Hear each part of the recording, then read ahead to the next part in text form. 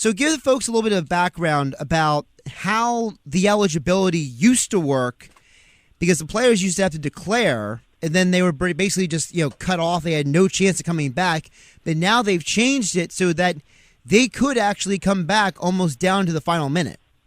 Yeah, in the past, well, really until last year, since 2006, when the one-and-done rule was put into effect, they had the players had to declare around 60 days before the draft itself, which kept them from participating in the combine and kept them from working out for teams. Now the players have a chance to go work out for the teams, play in the combine, and get a better sense of where they think they might go and how much they have to improve their game. They were making decisions without having the right kind of information, and it was impossible for the teams or their own coaches to give them that information when they had to declare and stay in the draft, essentially a couple of weeks after they played their last college game if they went deep into the tournament. And this makes it a lot more – I think you're going to see a lot more guys decommit, and you can decommit indefinitely. I mean, practically 2 or 3 times. But it used to be if you decommitted once and redeclared, that was it. You were you were able to return once, but you couldn't return twice. So you can sort of put your toe in the water several times. And hopefully that'll make both the NBA and the NCAA product a little bit better, because as exciting as it was to watch the games over this past 4 days, it was some pretty bad basketball. It was some pretty abominable basketball, and it didn't matter which seed you were watching. And, of course, the NBA has turned into a glorified D-League, versus an elite league, where the teams that are established are really established, and the teams that aren't, like Los Angeles and Philadelphia, have a bunch of one-and-dones where they're just god-awful basketball players. You mentioned some different players in the article, and one of them is actually the Sixers' Jerami Grant. And I didn't notice about Jerami Grant that he actually could have stayed at Syracuse. Can you talk a little bit more about that? Yeah, Jerami was a sophomore who, he had a pretty good sophomore season and was looked upon as an athlete with a lot of development to do. And when he came out, Jim Boeheim, who's, very, very anti-leaving early, he wants you to stay for at least 3 years, if not 4, maybe 5, with a red shirt. He doesn't believe these kids understand how physically and mentally draining it is to go from college to the pros. Jim Boeheim said there's no way Jerami Grant is ready, and he was right. Jerami Grant should have stayed at least 1 more year or 2. And, Jerami Grant is not a hardship case. His father and his uncle combined to make about $120 million in the NBA. So he's an example of a guy who maybe goes to a workout and goes to the combine and realizes, wow, he might be able to jump higher than everybody else in the NBA. That's pretty much all he can do with any sort of NBA skill level competence. And he's, a couple, 3, 4 years away from being in the NBA. There's an argument that Jerami Grant could have stayed at Syracuse until he graduated, then might have still needed to go to the D-League to become the kind of player and to mature the way that you have to mature to play with guys like, Anthony Davis, who was a one-and-done and needed time, or Kevin Garnett, who was a high school player who struggled when he first came out years and years ago.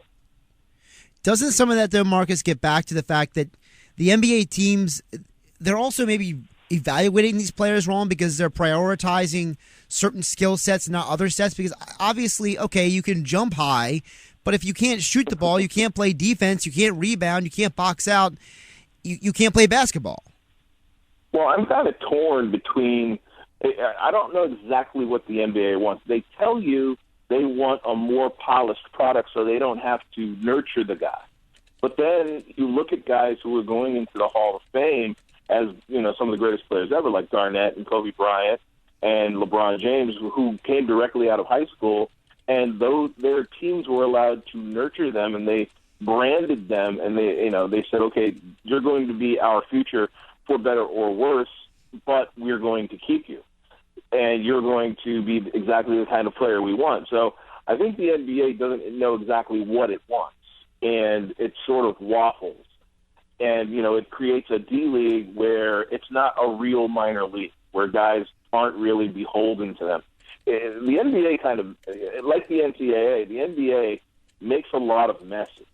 But because the product is so incredibly dynamic, and the brands, the LeBrons and Kobe's, Tim Duncans are so incredibly and easily recognizable and identifiable, the NBA kind of gets a pass that Major League Baseball or the NFL, they don't get. Do you think they get that pass because of their sport, or do you think they get that pass because the NBA is making so much money and it just seems like it doesn't matter because you have your Steph Currys and you have your LeBron Jameses and it gets overlooked a little more? I think they get the pass because most people who watch basketball don't know what they're watching. Whenever anybody tells me I really prefer to watch the NCAA over the NBA, that tells me, and to each his own. God bless them. People tell me they like watching college football better than pro football too.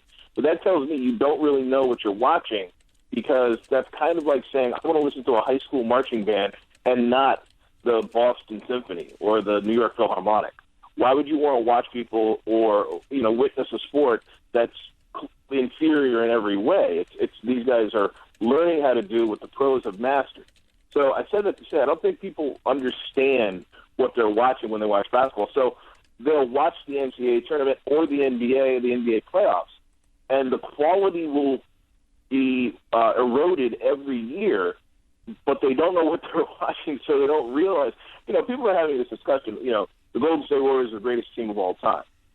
That's a foolish discussion because the rules of the game, the actual rules of the game, how you defend players has changed.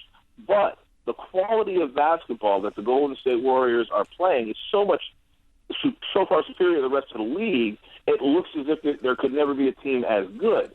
But the problem is what they're being compared with in this present day, is so bad that you really can't gauge how good they are or aren't.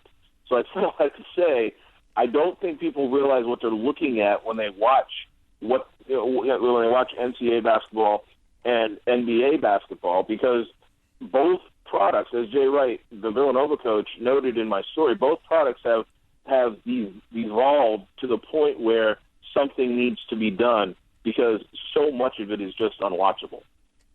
We're talking with Marcus Hayes. You can read his article over at Philly.com, a very insightful and deep article. He goes into really detail about different players who probably would have benefited from staying in college. And like he mentioned, Jay Wright had some very interesting things to say as well. Marcus, if you don't mind me flipping the script here a little bit, I wanted to ask you about the Big Five schools. We had three Big Five schools that made it into the tournament. And I was saying in the last hour, I think that's very important because of the fact that those three schools aren't in the major conferences we see for college basketball. A lot of times you see in college basketball, you see the ACC and you see the Big 12 and you see Kentucky and you see all these names, but Temple and Villanova and St. Joe get overlooked sometimes. And now that they've made it, and Temple lost, but it was a very close game. St. Joe could have beaten Oregon, and now Villanova makes it to the Sweet 16. How important do you think that is, putting the Big Five on that kind of stage? Well, the Big Five, 20 years ago, when I got to Philadelphia, was much more significant, I think, than it is now, in part because of the way the NBA runs itself. I believe, 25 years ago, Temple and St. Joe's especially, and even Villanova, had a much more realistic chance of competing with the not just the top recruits who are always going to go to Duke, who are always going to go to North Carolina, Kansas, and Kentucky, but the second-tier guys, the guys who might make it into the NBA and will stay for 3 or 4 years at a program like a Villanova or even a Temple or a St. Joe's or a LaSalle. I mean, let's face it, LaSalle went to the Sweet 16 a couple of years ago. So it's all about the players. The coaches in most of the Big Five schools have stayed relatively static. The quality of basketball has, sort of gone backward, but it hasn't gone backward, I don't think, in the Big Five as much as it's gone backward nationwide because of guys like Jay Wright and Fran Dunphy at Temple and Phil Martelli at St. Joe's. And, now Steve Donahue, who took Cornell to the Sweet 16 a few years ago, was Dunphy's assistant, then went to Cornell, took them to the Sweet 16 a few years ago, got fired by BC, but has 10 back sort of, up and coming. And John Giannini, who took LaSalle to the Sweet 16 when he had 3 or 4 really good players. It's all about getting players. And when those schools get players, they succeed, all 5 of them. And it's a wonderful thing. I don't know that there's a metropolitan area. I'm going to do some research on this today, as a matter of fact. I don't know that there's a real big metropolitan area like a Houston or a Los Angeles, New York, Boston, who has the kind of quality basketball in their borders that Philadelphia has. I mean, well, no, they don't, Marcus, because of the fact you look at it as a city like you mentioned, Los Angeles, you only really have UCLA and USC. You go to New York, it was always St. John's. You didn't have the multiple schools there that bring this, just almost breed basketball talent as well, because the streets of Philadelphia, they're breeding talent that are going to these schools as well. Well, what's interesting is I think it was yesterday, Steve Alford, the former Indiana guard, rescinded or gave back a year of his extension that he earned last year because UCLA did so poorly this year.